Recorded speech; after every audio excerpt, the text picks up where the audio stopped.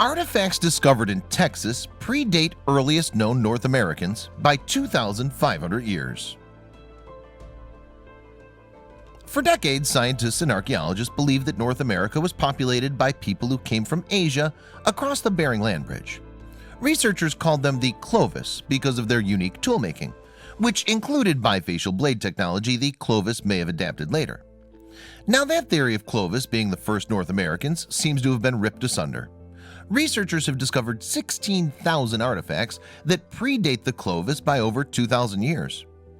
At the Deborah L. Fridkin site, Texas, we've found evidence of an early human occupation, 25 years older than Clovis, said Dr. Michael Waters of Texas A&M University.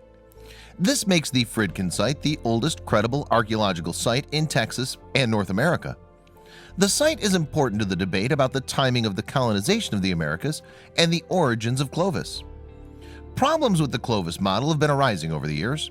For instance, no one had found any tools like theirs in Asia where they supposedly crossed. No one found them in South America either. But the model had vehement supporters, and until now there were never enough artifacts that could be dated properly to finally land the blow to the outdated model. Instead, the people who were called the Clovis, or known by their Clovis tools, were seen to have 2,500 years to develop new ways to work with flint and chert and come up with unique and distinctive tools. This discovery challenges us to rethink the early colonization of the Americas, said Dr. Waters. There's no doubt these tools and weapons are human-made, and they date to about 15,500 years ago, making them the oldest artifacts found both in Texas and North America.